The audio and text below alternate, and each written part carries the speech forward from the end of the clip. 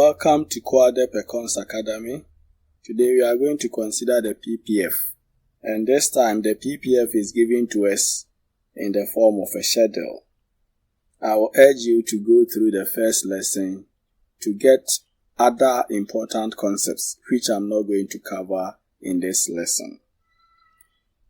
Our PPF here tells us that we are using all available resources at a given technology to produce TV and computers, and the maximum combinations of the two commodities that we can produce is what have been presented in the table. Now, as we move down this PPF, we see that the production of computers is going to increase, and because of that, we have to reduce the production of TVs.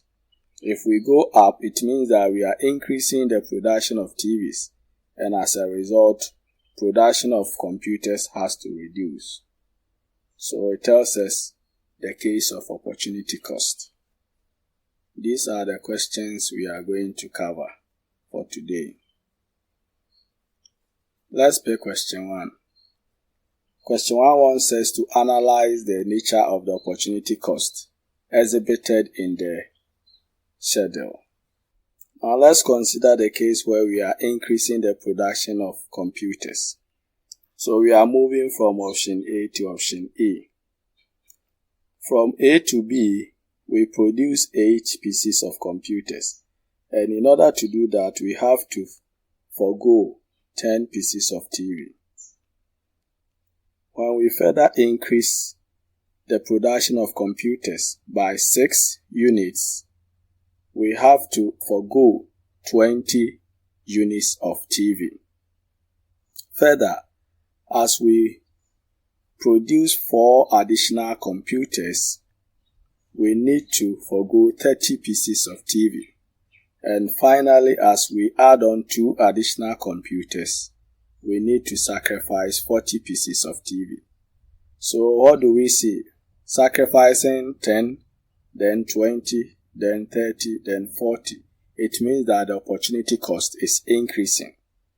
When you do the analysis in a reverse manner, you also find the same thing. So our answer is that opportunity cost is increasing.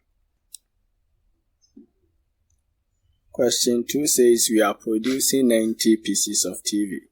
So what will be the associated opportunity cost? If we are not producing any unit of TV at all, then we can produce 20 computers. But deciding to produce 90 units of TV, we are going to get 8 units of computers. So the difference is going to be the opportunity cost.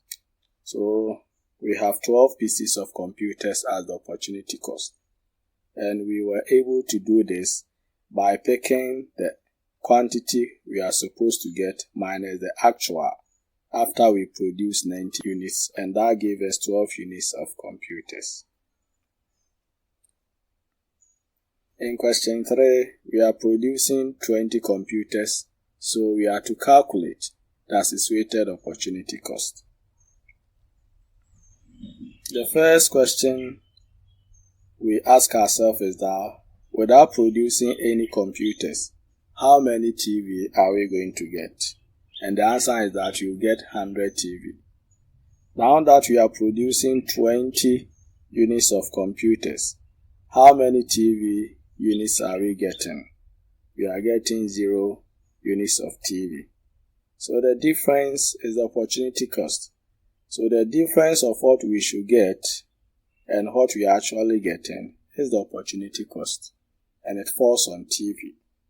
So here, the opportunity cost is 100 pieces of TV when we produce 20 pieces of computers. In question 4, we are at option C and we are moving to option B. So by that decision, what is the associated opportunity cost? As we move from C to D, what happens to computers and TV?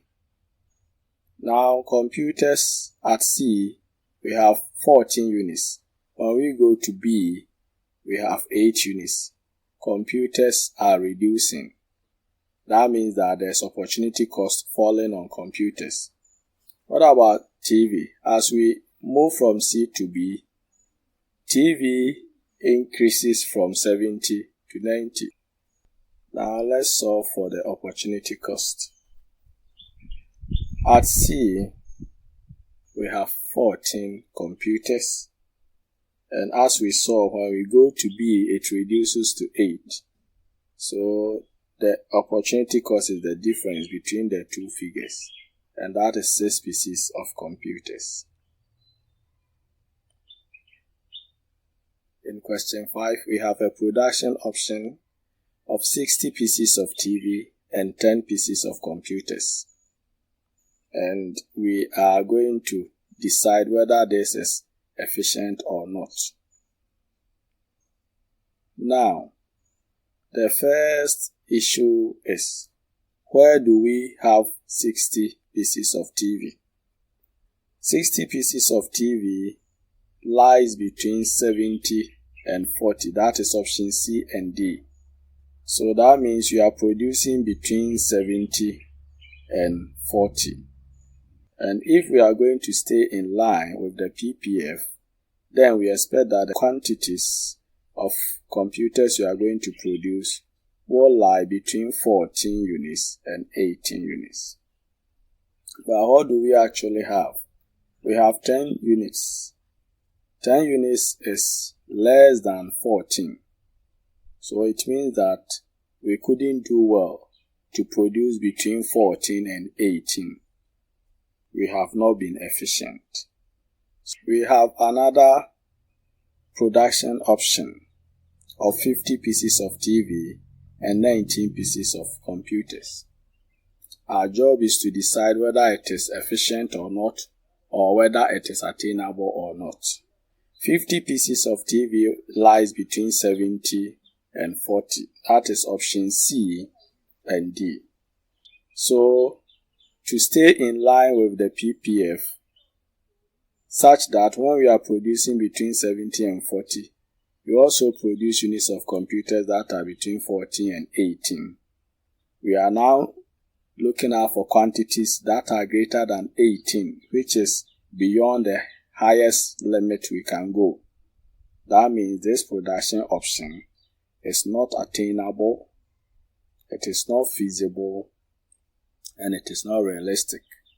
That means that given the available resources and the technology at our disposal, we cannot produce 50 pieces of TV and at the same time produce 19 pieces of computers. Thank you for watching today's lesson. Please help me to promote the channel by subscribing, liking, and sharing.